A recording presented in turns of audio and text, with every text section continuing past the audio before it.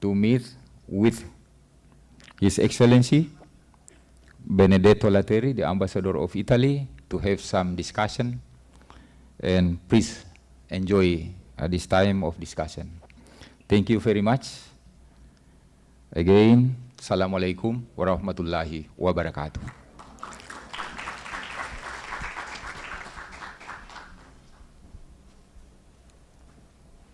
Thank you very much, Professor Sumbangan, for your welcoming remarks.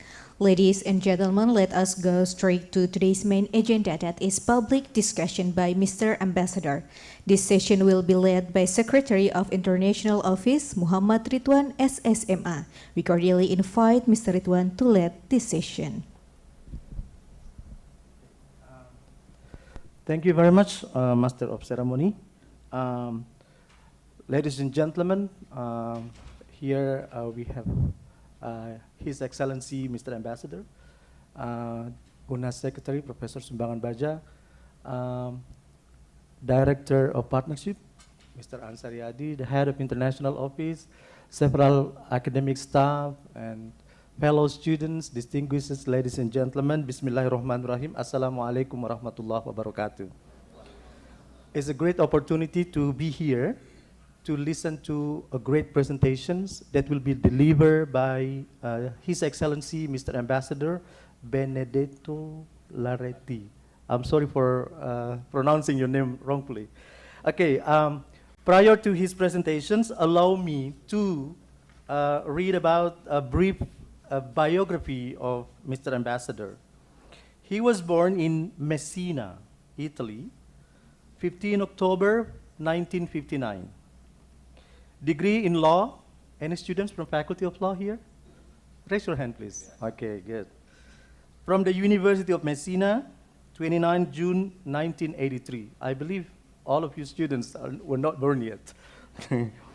Okay, joined the Foreign Service on the 15 February 1988 and attended the course of junior diplomats at the Diplomatic Institute of the Ministry of Foreign Affairs in Rome until 15 November 1988.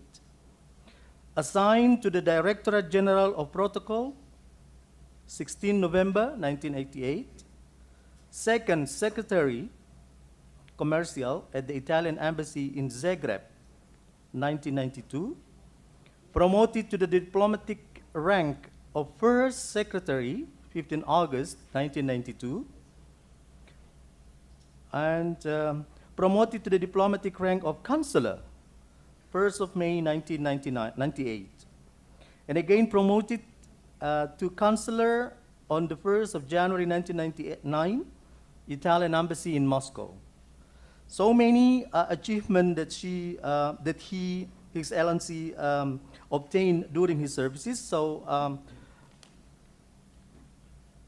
here is also assigned to the direct Office of the Director General of the Italian Country Promotion System, 2014. Coordinator of subject matters concerning the defense industry and control export of dual-use material to counter the proliferation of arms and mass destructions, 22nd October 2014. Assigned to the Direct Office of the Director General of Political and Security Affairs, 16 February 2017. He was bestowed the honorific title, Official Knight of the Italian Republic. This is in Italian, I guess. Cavaliere Officiale. I'm sorry about this because I don't speak, Your Excellency, I don't speak Italy. Okay. And in 2007 by the Italian government. And His Excellency has been served as the ambassador to Indonesia since 3 years ago. All right. Why don't we give applause for the Excellency, for the achievement that she does? Okay. All right. As our UNAS Secretary mentions that many Indonesians visited Italy. So allow me to propose several questions based on the general knowledge of Italy among the audiences, Your Excellency. Anybody has eaten pizza for the last couple of days? Raise your hand, please.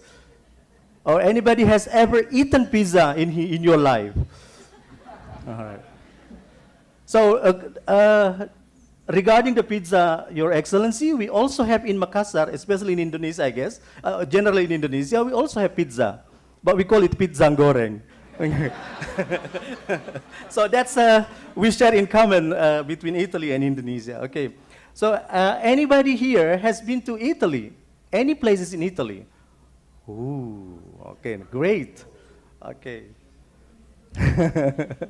Okay, so based on that, I believe that the audiences are very keen and very interested in knowing more about the Italy that will be presented, our Mr. Ambassador.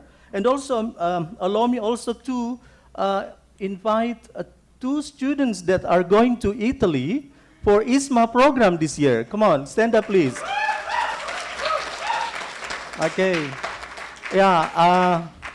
One of the ISMA students this year also now participating in the National University Debating Championships held in Banten. So 3 of them totally will be going to Italian universities, Your Ambassador. Okay, without further ado, ladies and gentlemen, please join me to welcome Mr. Ambassador for the presentation. What is the title? Okay, Italy between its traditions and innovations. Your Excellency, the stage is yours.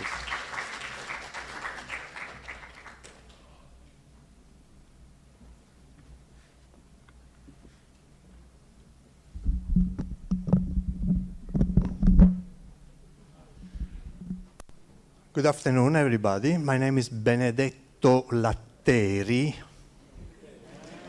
The secretary was good, you so-so.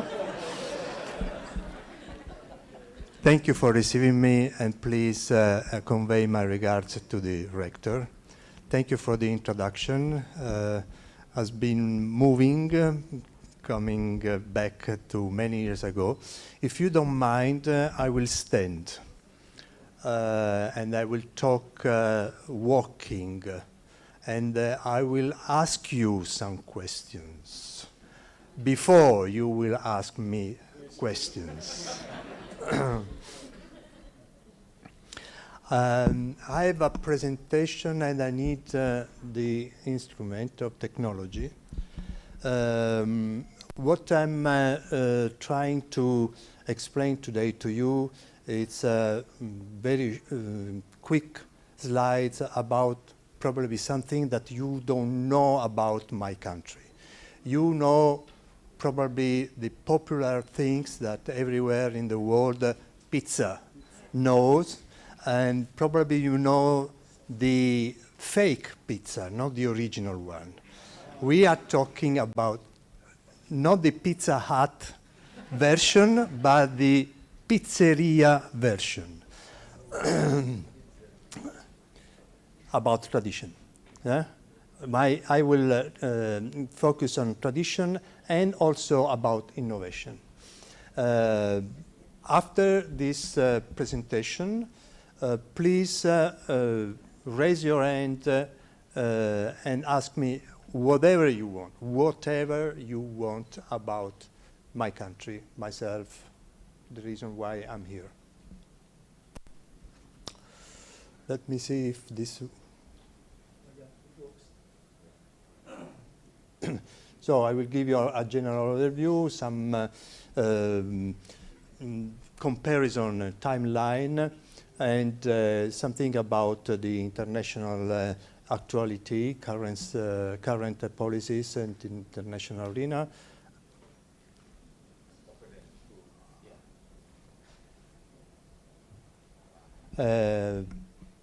If you want to know something about diplomacy, but we can skip that. Bilateral economy and an overview if you are interested in the business relations. I will introduce to you, I will present to you 10 slides about something unknown also to me, and just a hint about innovation. Now,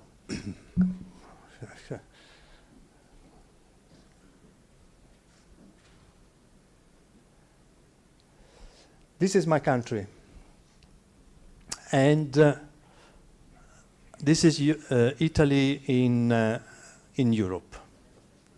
You can see the bordering with France, very close to Spain, Switzerland, Austria, Slovenia, and the former Yugoslavia countries. My hometown is here, Messina, on the Strait of Messina. Sicily is very close to Africa, and this is I would say in diplomacy is a requisite, geographical requisite. You cannot skip your neighbors. The prerequisite of diplomacy is your geographical location.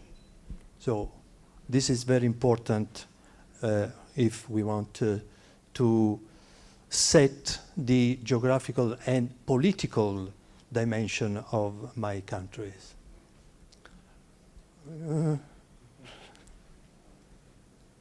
Yeah.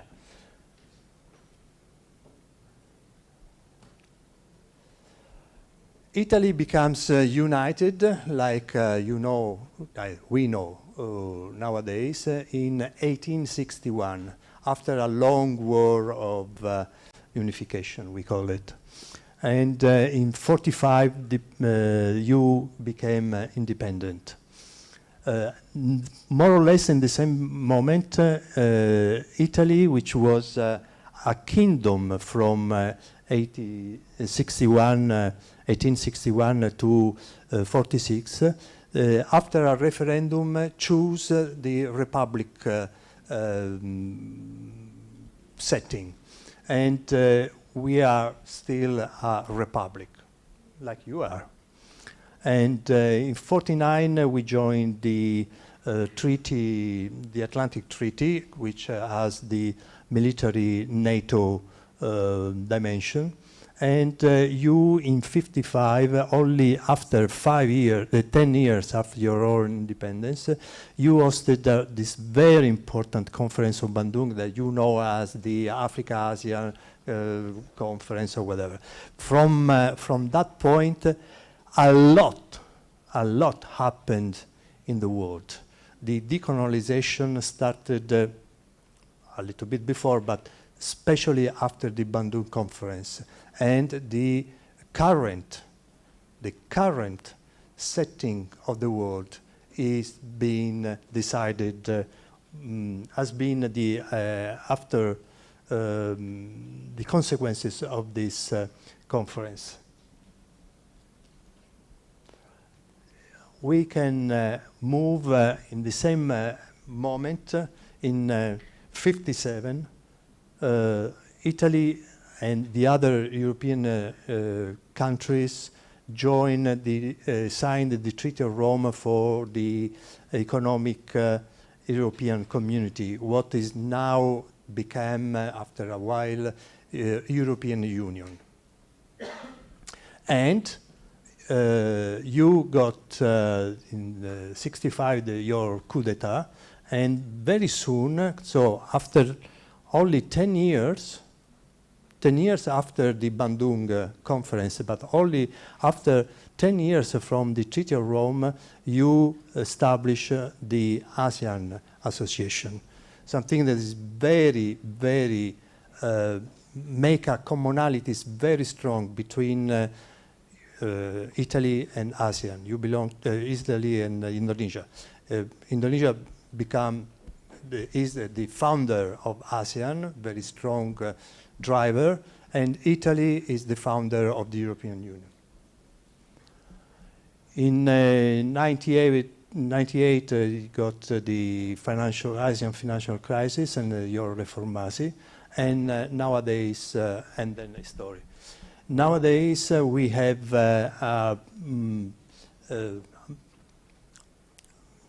international settings which is guided by two or three special clubs. One club is the G7. You see 7 countries over there. The flag is the top level of political guidance in the current issue in issues in the world. The other very important is G20. Probably everybody remember among you last year it had been a great G20 and had a great nightmare because of that. But this is something else. And the other one is the United Nations. Into the United Nations, Italy and Indonesia are very close. Some of you may know that the United Nations has been founded when has been established the United Nations? Anybody knows?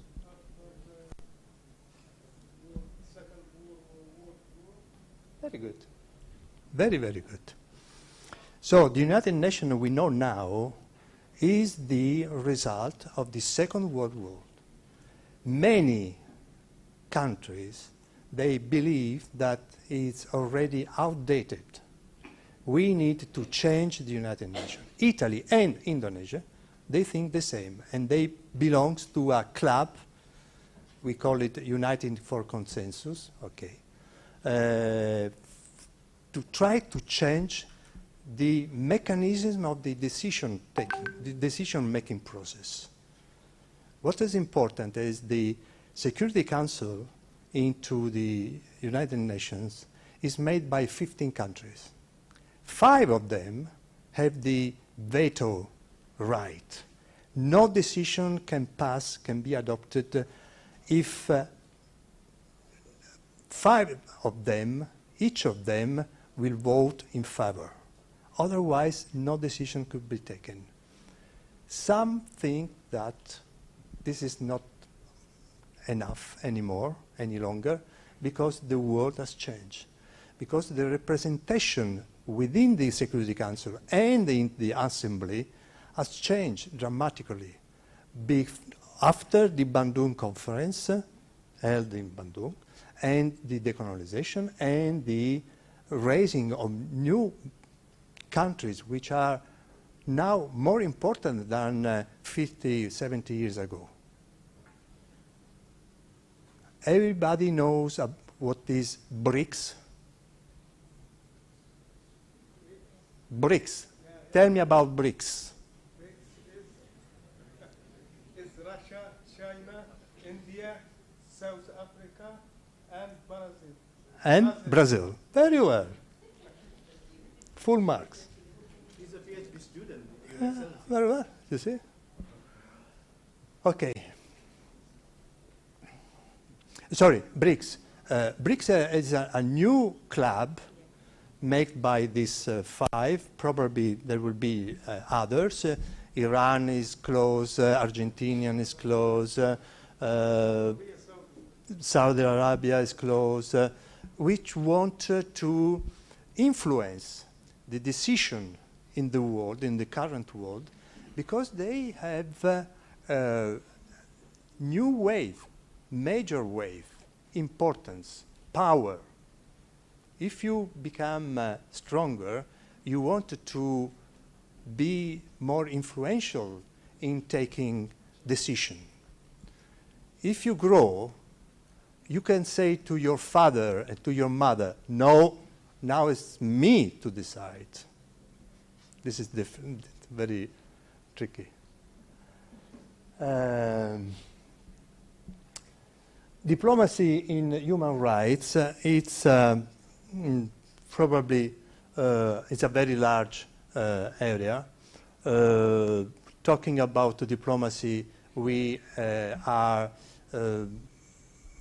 promoting the abolition of the death penalty. Diplomacy in sustainable energy. Indonesia is getting plenty of money, $20 billion, for the Just Energy Transition Partnership. Thanks to your G20, countries in the world, the partners in the world, gathered together to grant to Indonesia that support in order to pass from the coal sector, coal generating power, to renewable energy power.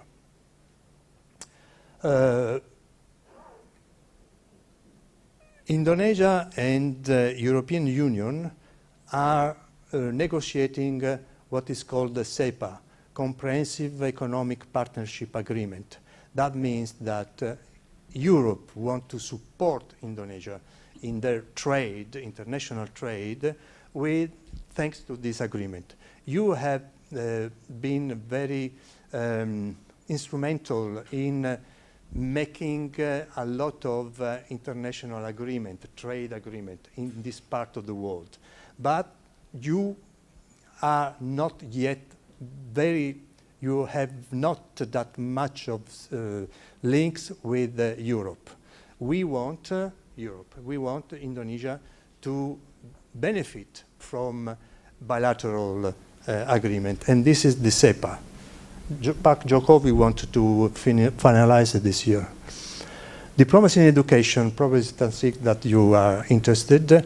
Italy provide lecturers.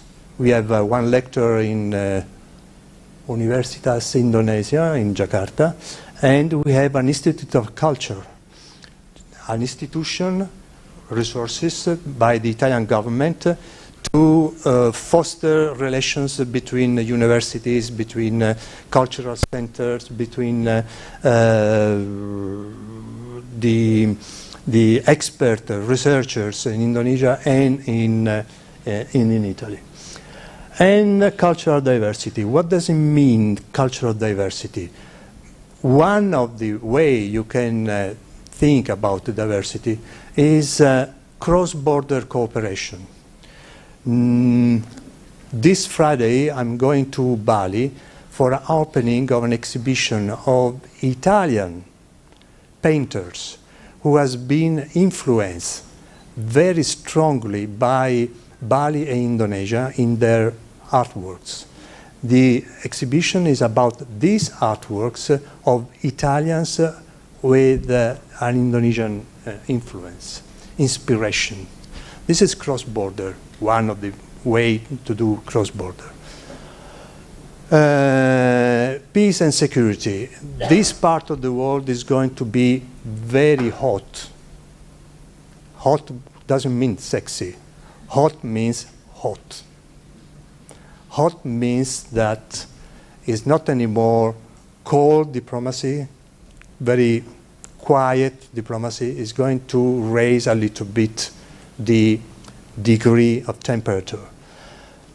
And confidence building measures, it's one of the so large diplomacy in peace and security that might be interested for some of you who study in diplomacy, international law, something else.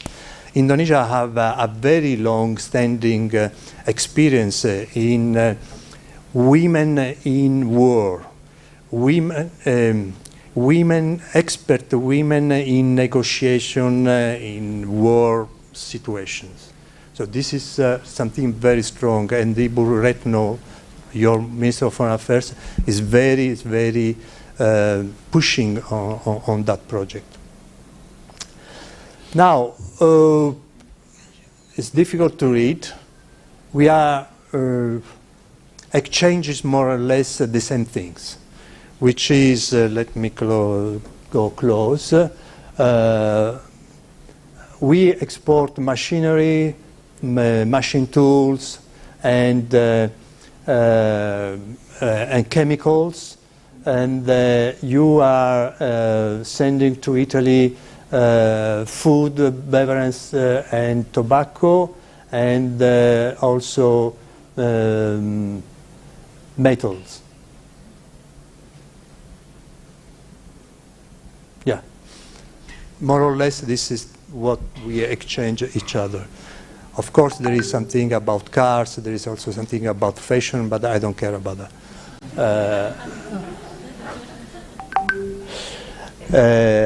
What is my country now? This is 2023.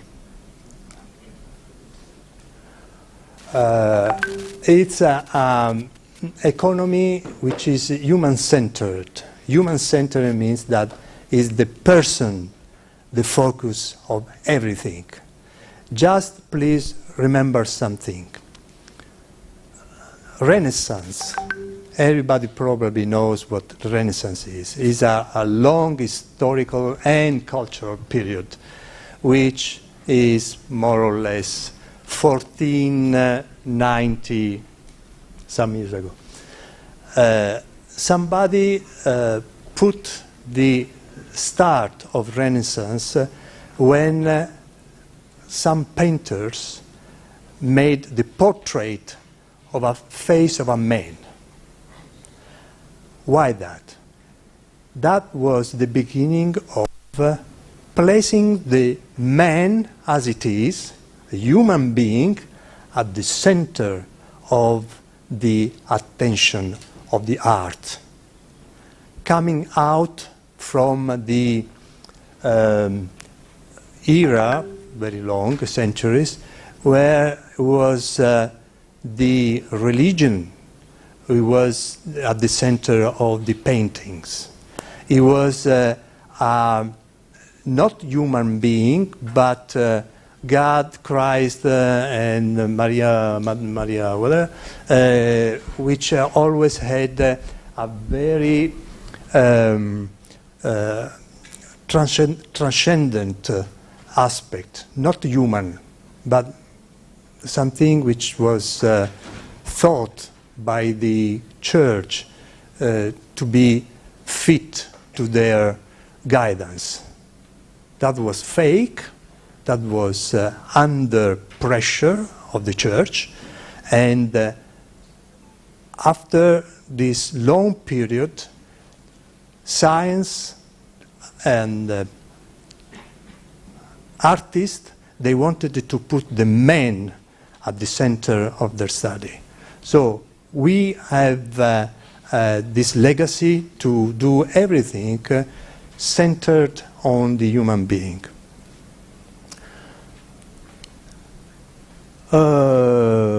Circular economy. If there is anybody here who is doing economics, one of the major area of investment, innovation, growth is in the circular economy. We want this, at the end of its economic life, to be reused in something else. So the materials of this equipment can be used as a new mobile, and inside the chips and the to be reused. This is circular economy. That means that all the plastic you are throwing in the ocean can be collected and reused to something new. That is climate changes, that is sustainability, that is Italy is the first in the world, by far before the second one. This flag is Germany, Spain, France, European Union, the average.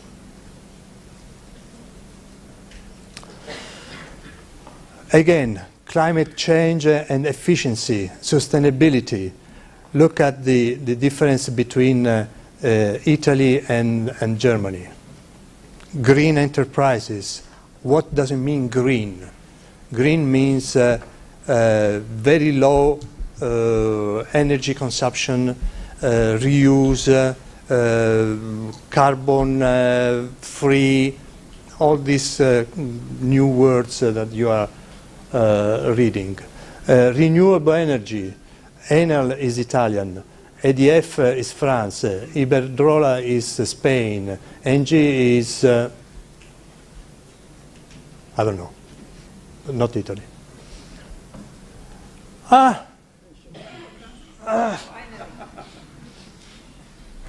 I skipped that. But Italy is not the first one. Italy is only second. Eh? How that? The first one is China. We are talking about, in terms of export, the quantity. But when it comes to quality, that will be different. You can export a lot of T-shirts, but you can export some nice clothes for women. And this is what? Sustainability again. Green economy, we are talking again about the green economy. Look at the difference between the first and the second. Everybody knows that Italy is the first for shipbuilding, especially for the leisure ship, for the yacht and super yacht, by far.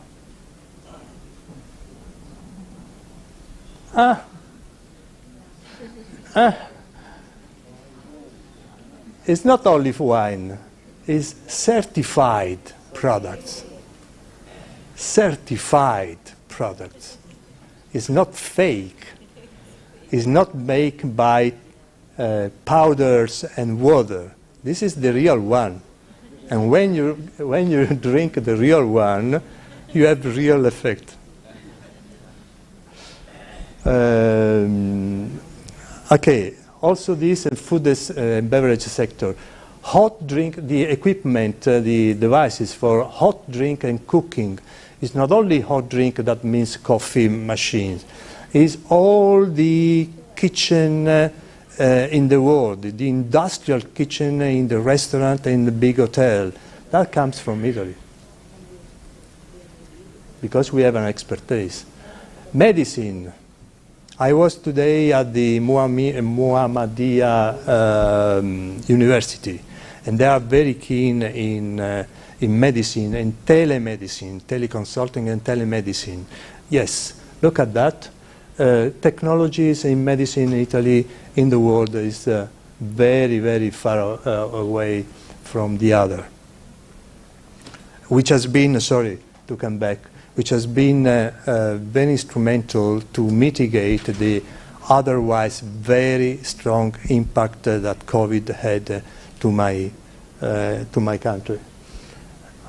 Okay, and sport goods, especially in snow sport clothing. You are not interested in this. You don't have snow, but some of you might go skiing somewhere in the world, and almost 100% you will buy some clothes, snow sport clothes made by Italians. So this is, has been something unusual. I would say 90% of that slides also were new to me. Now this is the tradition. Now I want to show you something. You are not interested directly in that, but again, I want to take your attention, ask for your attention on something which is innovation. Human-centered research, human-centered community policies. And this is about a video which we presented, which we used to present the candidacy of Rome for the Universal Exposition in 2030. 2030, you may be already in the work market. You will be already working, and probably some of you might be interested in this video. The selection of the headquarters for 2030 Universal Exposition will be chosen, the selection will be done this November. So Italy is only a candidate in this moment, but we are very confident. And There is a video. No. I need a video.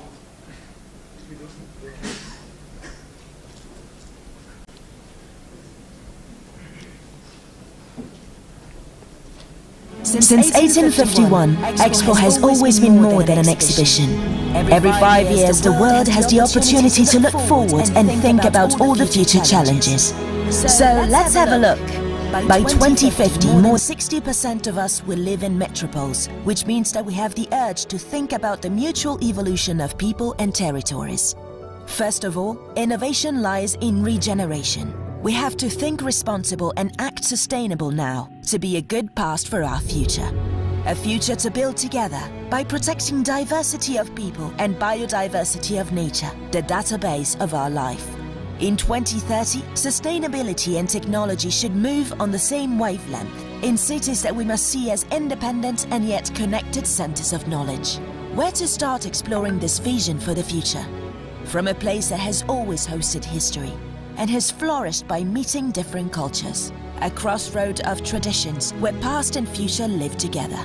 A center of technology and science. A door open to all people and territories that changes every time that we look forward.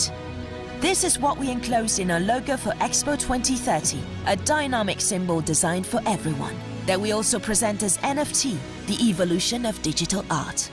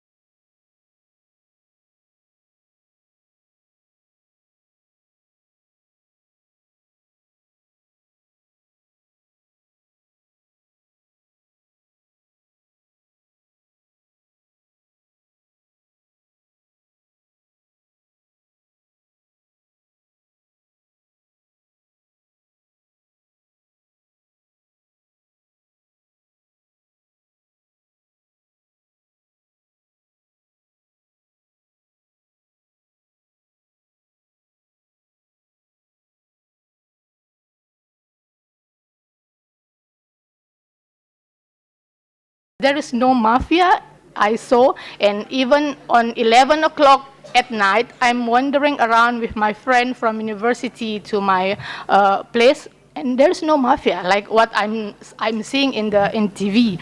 And then since that time, I feel, maybe I'm very praised because God sent me to Italy.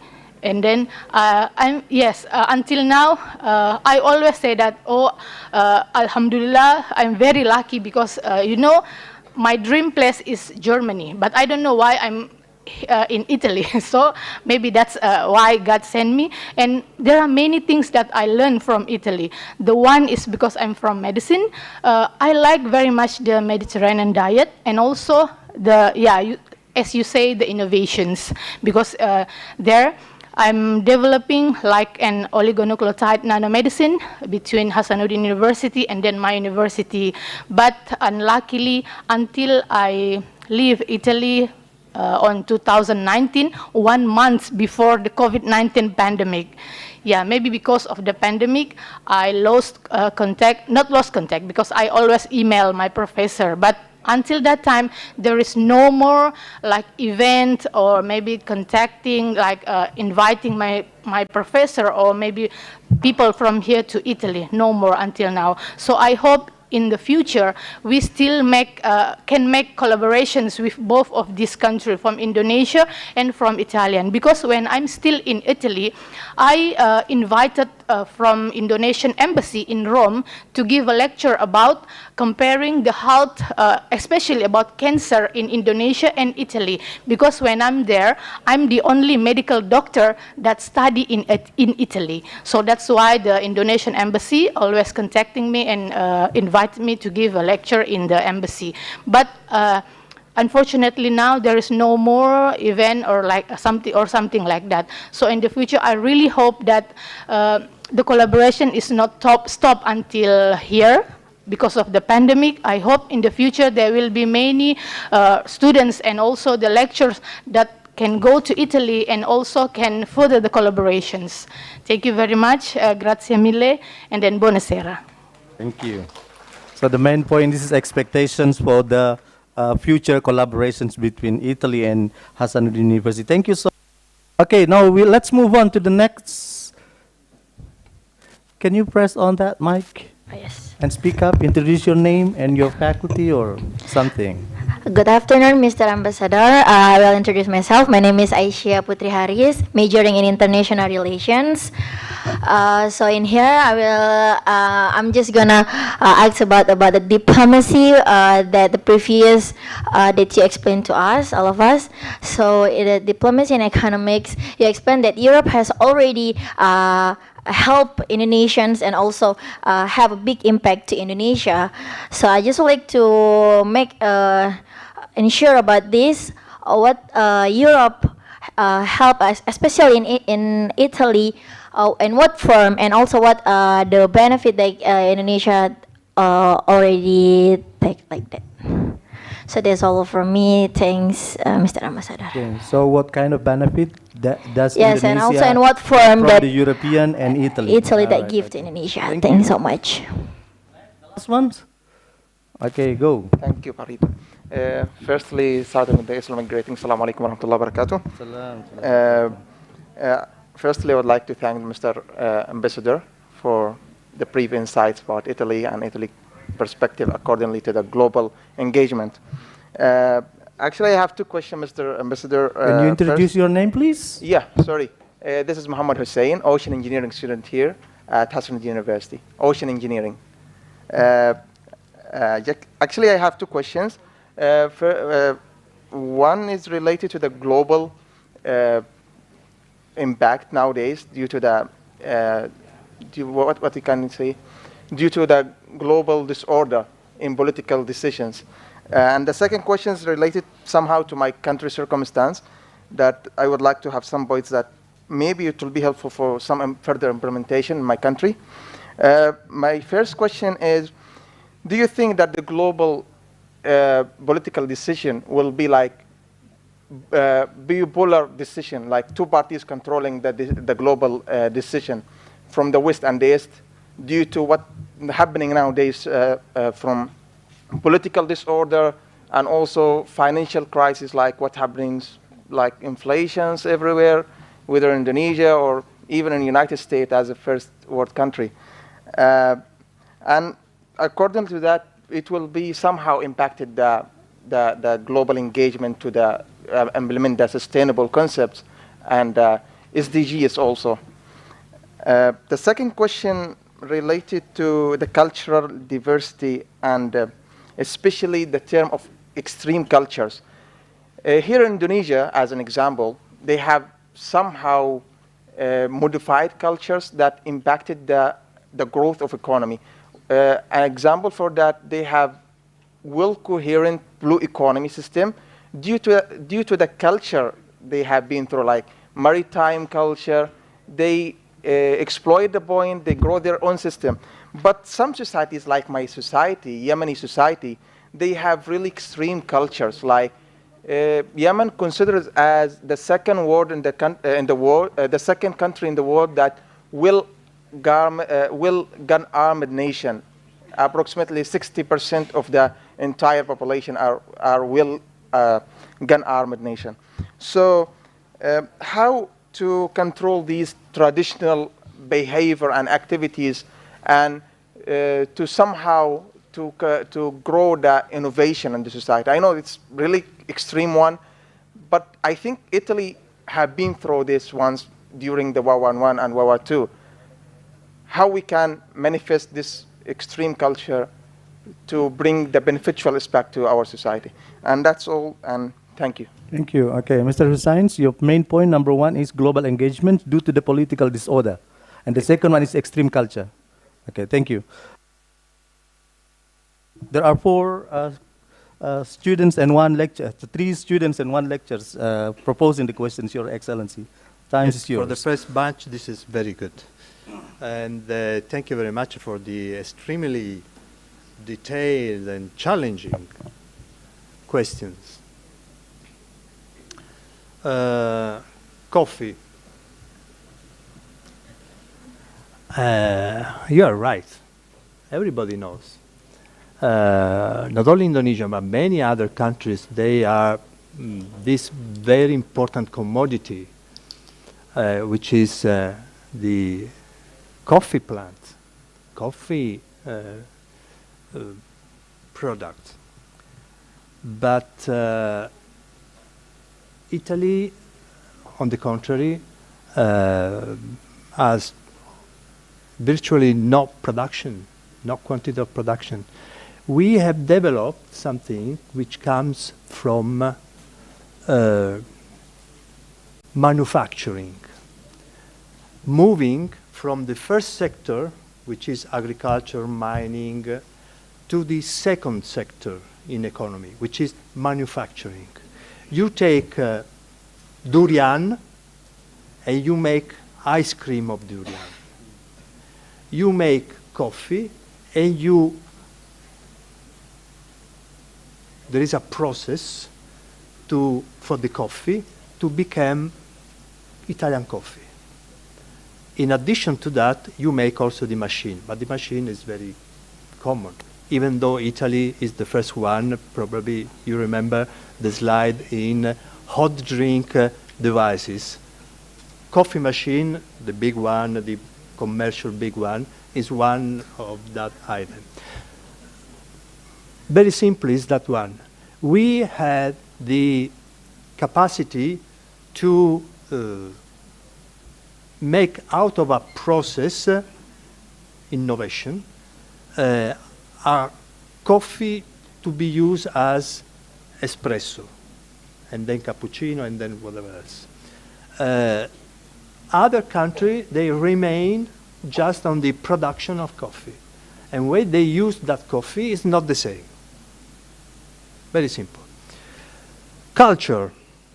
Culture is Indonesian potentials, of course. Every country in the world has big potential to promote and to value their tradition, national traditions, national customs, national artistic expressions. You have the Kecak dance in Bali. It's beautiful. It's extremely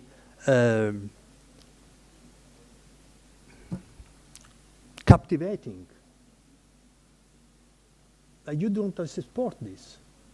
Yogyakarta has an orchestra which is incredibly, extremely interesting. It's a combination of a classic orchestra with all the classic instruments, including a section in the back of gamelan. And they make their own production, which is extremely enjoyable. But they do not go abroad to value, to promote, to export that music. It comes like that. Of course, you have potentials. All artistic production, contemporary artistic production, you have not only in Bali, but all over Indonesia. That could be something if promoted. But so far, the batik industry and design they try to sell in Italy, so far hasn't proved to be attracting. Let's move to medicine. Yes, yes, yes. I like, with my presentation to the university, to improve cooperation between Italian university and Indonesian university in every sectors. I think that your university has been collaborating with the university in Napoli for archaeological things. Fenici. To rebuild and to study how the Fenici was out of my mind. I never thought about this, but it was a very fruitful collaboration, concrete, with a lot of transfer of know-how and technology from Italy to Indonesia. I like this to multiply, to be followed by other memorandum of understanding, project, common project, not only exchange of students, exchange of teachers, professors, visiting professors, common project like the one you mentioned.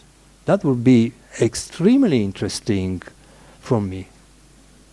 So please continue in your contact with Trieste, with CGFD, with whatever, and find other universities, find other areas, expand your area of, if you like, expand your area of interest with the Italian university. And as a university, expand the possibility. You know better than me, you work on this. You have your researchers, your experts. Look, the cholesterol, there is a special university faculty in Italy which is very good in cholesterol, fighting cholesterol, or whatever. Psychology. Find something in psychology. And I can be, the university, the embassy, the Institute of Culture can be of support the connections, find the way. We have project, we have program as a government to invite in Italy teachers to teach in Italy, Indonesian teachers to teach, to take lessons or class in Italy, and vice versa, Italians to come here as a visiting professor for a week, 2 weeks, a month, to deliver and to make researches, whatever. We have that kind of scheme, and you can use that not only for students. It's not only scholarship or exchange of students, which are important, but is not generating that kind of credits for the universities as a joint project. International relations and diplomacy.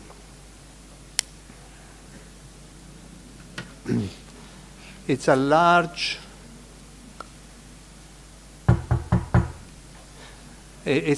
subject. What Italy can do is doing, and what is the benefit for Indonesia. We are supporting Indonesia in the European Union in the quarrel. It's a controversy, international controversy, that you raise at the WTO, claiming discrimination for palm oil. Different, respectful both position. We are trying, as Italy, within the European Union, we are trying to help Indonesia to adjust as much as possible the policy, internal, domestic policy, to palm plantation, exploitation, avoiding deforestation. It's very sensitive. I will stop there. Which will be the beneficial for Indonesia? To sign the CEPA, that will bring to zero the import duties of Indonesian commodity to the European Union. That will foster trade. If you have to pay, instead of 50, you have to pay 70, 80, you think twice. But if you pay only 50, that is fostering trade. That is money from you, not from the government. You pay the more with the tariffs. You pay the more to have Italian shoes or to Italian drugs or medical equipment because of the tariffs. Once the agreement is signed, the tariffs goes to zero. So you can buy shoes, cars, food, equipment at a very much lower cost. And this is you, it's not the government. It's the government who is trying to make your life better in signing an agreement which is deleting tariff. Because at the end of the day, the tariff is like a tax. If you have to pay tax, you don't buy some mobile because it's too costly. But if you cut from the cost the taxes, 21%, I don't know, which is 11% in Indonesia, that will be cheaper for you. You pay less for the same item. So this is beneficial for you.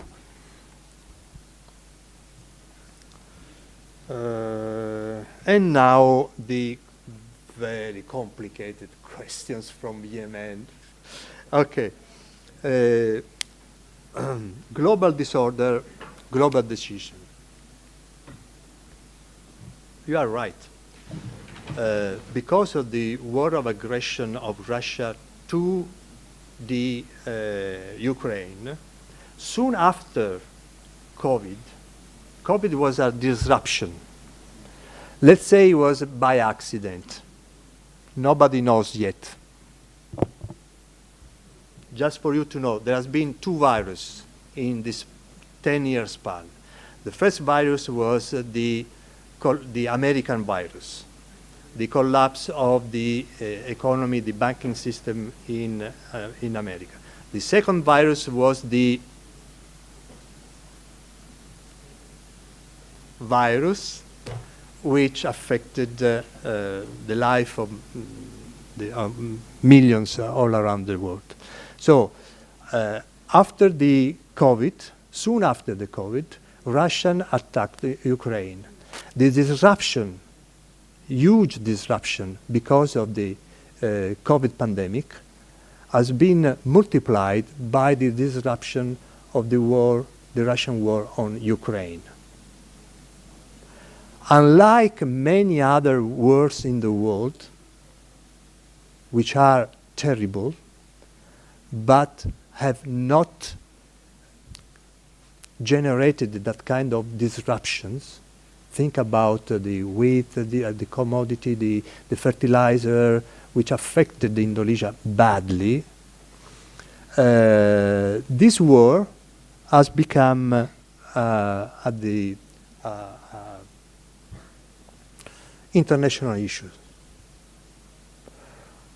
That is that made an international global disorder because Russians was breaking already in 2014, but now most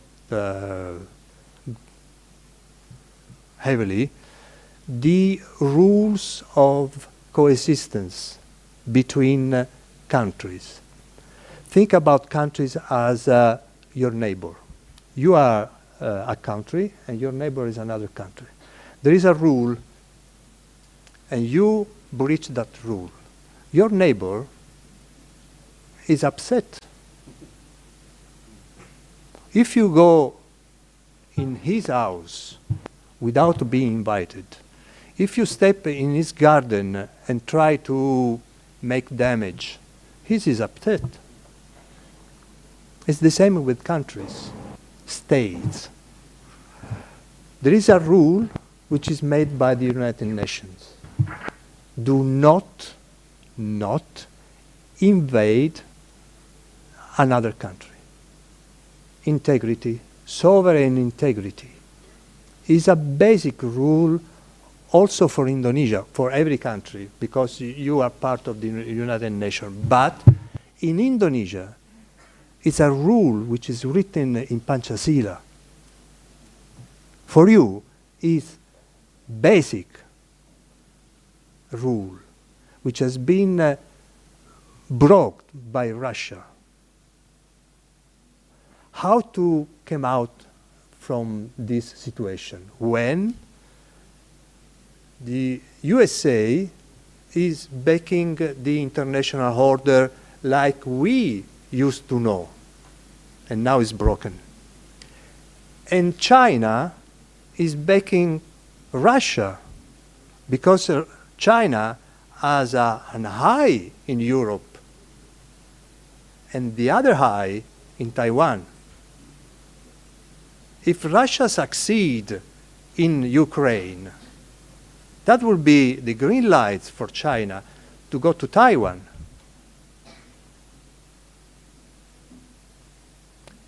What Indonesia or other country like yours can do in this situation? They can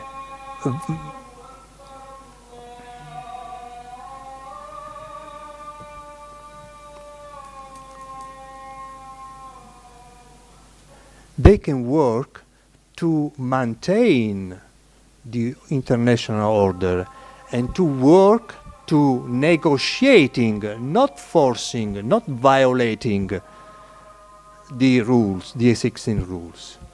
Negotiation is always legitimate. The use of war is against the rules. If you are not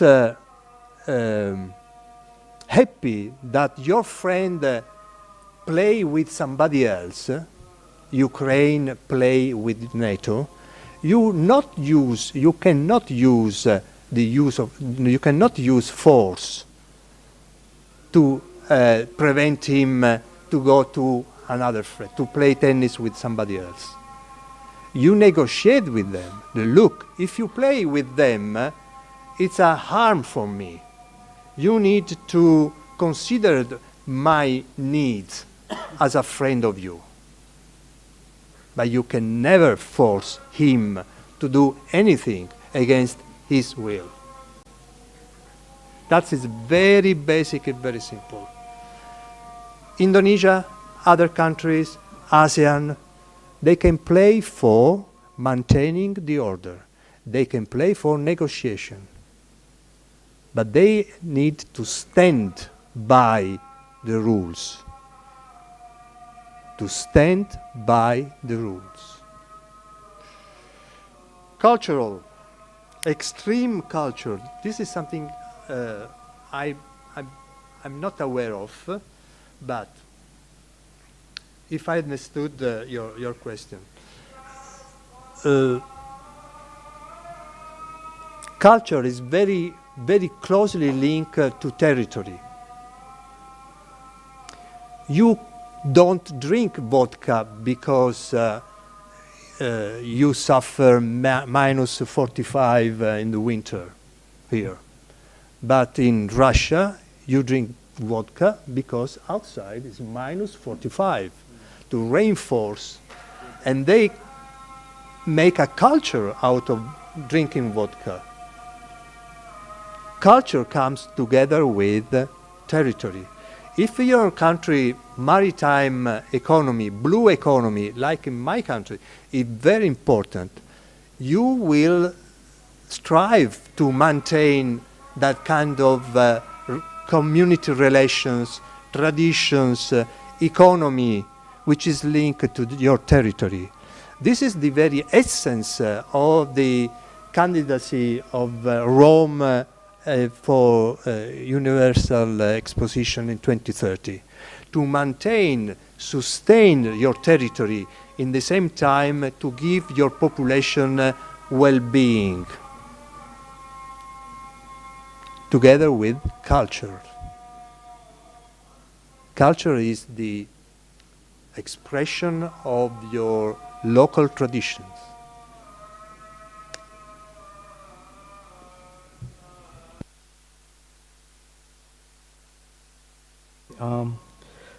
Thank you very much, Your Excellency. Unfortunately, we are reaching the end of the session, so we will not accept any question and answer. So, however, I think His Excellency provided some contact in the last slide.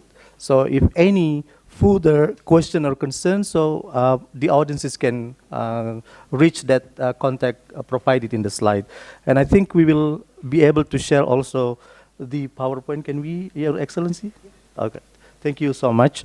Okay, I would like to invite Professor Sumbangan Baja, UNAS Secretary, to close the session today.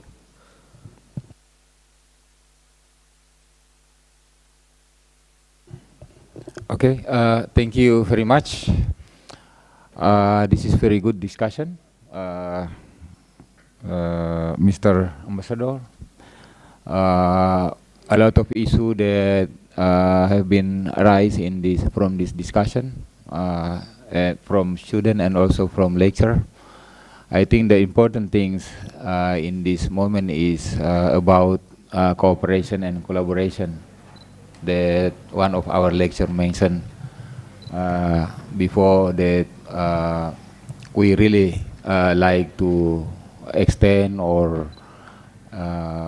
to make strengthening in terms of collaboration between our university and also university in Italy. And a lot of way or methodology to do that collaboration, for example, in research and also in lecture and student mobility. We are now sending a lot of students in the in many countries. I think also in Italy for only few students, but we hope that in the next time in the future we will send more of our students to Italy, and I think they like it. They like it to go to Italy.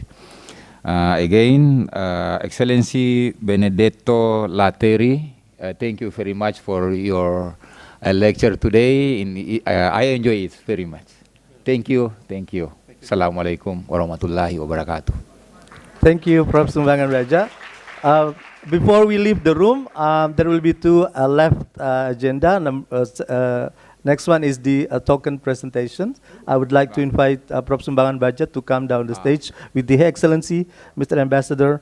Would you please come down And the last one was the photo session. Our photographers are ready, so later the photographer will give us instructions how we do this photo session.